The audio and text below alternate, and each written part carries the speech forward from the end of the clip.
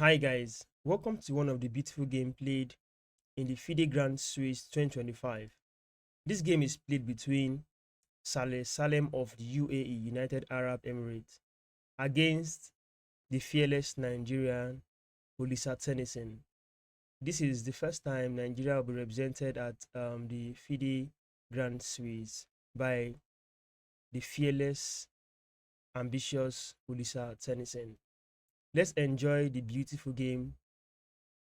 Let's enjoy the beauty this game has to offer. Saleh Salem went for Salem went for pawn to d4, knight to f6, c4, e6, knight to f3, bishop to b4 check to the king. Salem chose to close up with knight to d2. b6 comes up with the intention to put the bishop on b7. Pawn push to a3, attacking that bishop. Bishop takes, queen takes, bishop to b7. e3 comes up, opening the diagonal for the bishop to join the game and castling the short side. d6, bishop to e2, e5. b3 comes up, we have knight on b to d7. Bishop to b2, queen to e7. Here, queen to c2. So far so good, move 11. None of the two players has made an inaccuracy so far. So, we see a continuation with black castling to the short side. White castle short side. We have pawn to e5. The first strike and extension to the center of the board. Rook on a to d1, bringing the inactive rook to the game to an almost semi-open file. We have rook on f to e8. Then rook joins the force also, coming to this particular square. This is an x-ray attack, whereby where all these pieces clear off, there will be a direct attack from the rook to the black queen sitting fearlessly on that square e7. From this position, knight to e4 comes up. I'm going to talk about this knight to e4 with Stockfish reference. In this position, Stockfish actually disagree with this move. Stockfish instead wanted to go for bishop to e4 move instead. This attacks the queen. In turn, buys black a tempo, such that if queen goes to c1, then we can have h6, knight to d2, attacking that bishop. Bishop can go to g6 and take control of this diagonal. So black is better. And following the evaluation bar, you're going to see the advantage between black and white is very small. So there is no businesses here of losing because of one or two issues. The game is still on a standard note, equality at this point. So in this position here, after this rook on f to e1, Olisa Tennyson went for an idea with knight to e4. Placing the knight in the center and controlling some crucial squares is a very good idea. However, Salem did not play what Stockfish wanted. Actually, he went for his own creative idea. This is human creativity at a higher level. Engine says, since this is an inaccuracy with knight to e4, white should continue with bishop, exerting more pressure on this diagonal. There are things that could go wrong here. Good. We have this instant move. It is not a wrong move actually. It's just a way to still defend the knight further in the center. Then there's a continuation with knight to f6. If e4, then we have, if pawn takes, knight should take according to Stockfish, which is fair enough for white. Now white have seized the advantage, and this knight move to d4 prepares knight to go over to this square, harass the queen. Then queen will just move patiently to active squares, just join the forces and plan against the black king sitting fearlessly there on g8. However, Salem, being human, choose to go for a very obvious understanding. He played this logical move, pawn to d5. This move is not just simple, it is very technical, such that it blocks the bishop. You see this bishop on b7. This pawn to b pawn to d5 is the move that gives this bishop problem throughout the game, and you will see why if you follow this video to the end of this video here. So this pawn to d5 has a long-term benefit for Salem. The pawn locked out the bishop from the game, one, and secondly again, not just only locking out the bishop, now makes the knight here on e4 very vulnerable to attack from the queen. There are continuation with taking the knight back, yes. However, Olisa Tennyson choose to go for his own creative idea too. As human, you have to be creative, play with your own intuitions too. So in this case, he went for a very nice move with pawn to f5. Pawn to f5 is simple, a defensive move and an attacking approach to open this particular file towards the king side. Perhaps the rook are going to come, support the knight, exert pressure on f2. That is a solid idea. Here, Salem saw this concept. He must have seen more than I've seen and went for a decisive approach. He just wants to counter the center. He went with knight to d2. This move is straightforward. The move is saying knight should leave this particular square. If knight goes away, queen takes this pawn. So this made Tennyson to take the knight on d2. Queen takes, here rook comes in. Rook comes in not only just to activate the rook, but also to put an eye on this hanging pawn. Pawn push, you see, restricting the rook's idea on that semi-open file, then countering the center. These are ideas played at super grandmaster level. Now, our very own Olisa Tennyson is facing this concept for the very first time in FIDE Grand Swiss.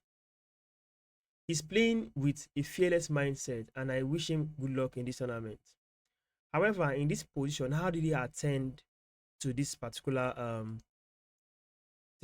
question in the center? The question is saying, the pawn push to f4 is asking the question: do you take my pawn, or I should take your pawn? Or do you want to open up, or you want to leave it closed this way?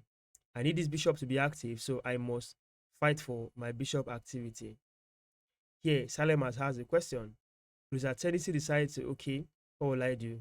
Meanwhile, before this position, I almost forgot. In this position here, Olisa Tennyson had burned a lot of time thinking this move. I had to take it back so that you see it from the time. Look by your left hand side of the screen where my arrow is pointing at now. Look at the time. The game started well with equal time in 1 hour plus 30 minutes or so.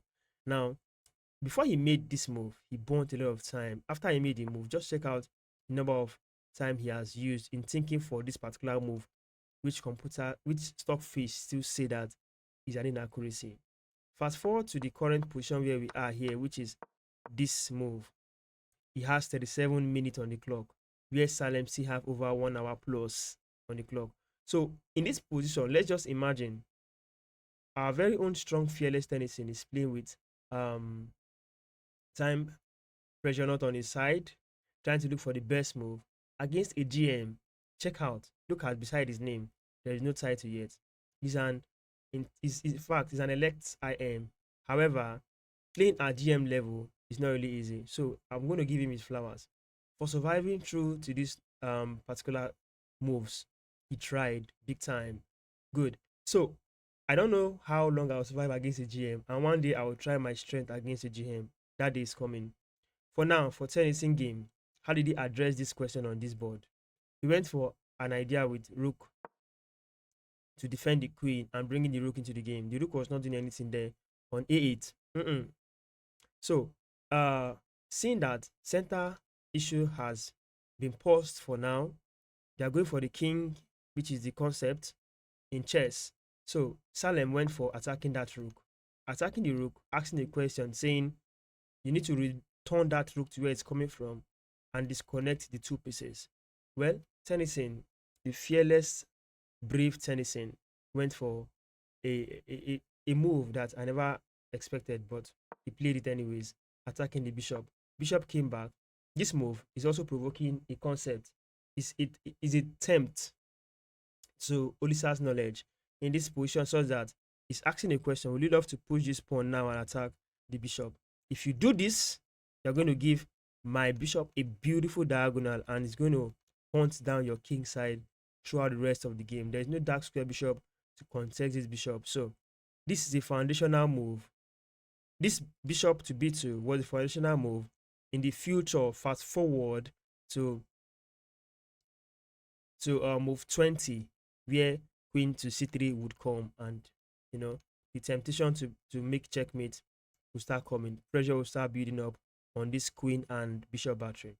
However, white still have to do with this bishop. Taking the bishop back still give the advantage of this open diagonal. Well, going back to the game after bishop to f3, Tennyson, with his own concept, chooses not to go for that move here, which is not even advisable at the moment. Engine disagrees with the move now. Went for g5. g5, trying to resolve this stronghold in this center. Here, g3 comes up. Salem still keeping the tension. Bishop to a6, queen to c2. After bishop to b7, we have rook lift. Here, h6. Stockfish disagrees with h6. Stockfish says bishop to c8 would have been a good concept. So in this position here, if ideas comes up on the board such as e4, then pawn takes on e4, bishop moves, you can just simply keep the rook safe, then find a way to bring the knight into the game, harass this guy, and many things can happen from here. However,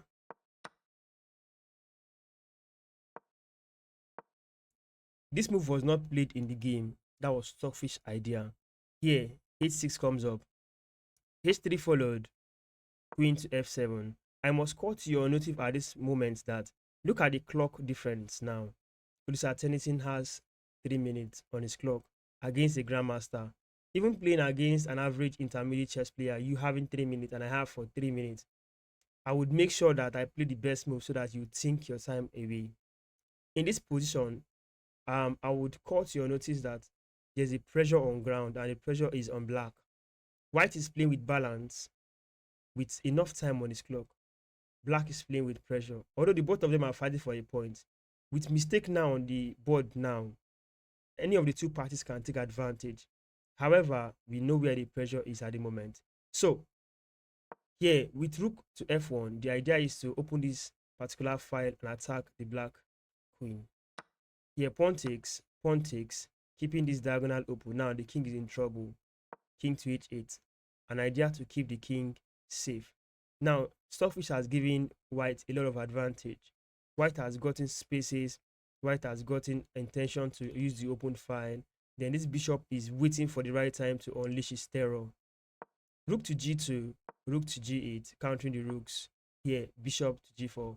This one move alone is a brilliant move, and the move is sufficient enough to burn out the remaining time on the clock. How can you calculate this brilliant move with just 1 minute 39 seconds against 32 minutes 16 seconds playing a GM? In this position, Olisa Tennyson resigned. I'm going to show a phone line, a continuation that is possible if the game was continued, and secondly, if the pressure kicks in. This might happen. You might be tempted to take the bishop, thinking the bishop is a free piece. It may look like a free piece, but continuation says after pawn takes the pawn, opening a discovery attack on the queen. There are several replies here which can happen. Let's talk about just one. However, our light 3. The first one is this move coming here trying to trade queens, which will give birth to longer variations. Then there's queen move here also. However, let me talk about this move, giving back material and trying to counter this bishop. Rook takes, attacking the queen.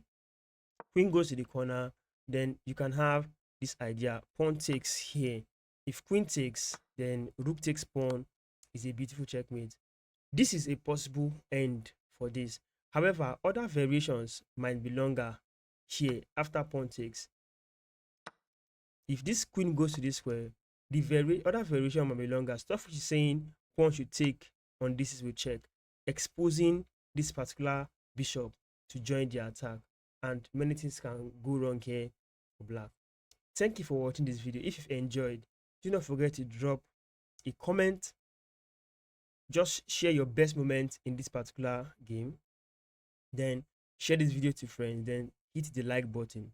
If you've not subscribed to the channel, subscribe to the channel for more. See you in more videos from the FIDE Grand Swiss 2025. I'm rooting out for my own Nigerian blood, Olisa Tennyson.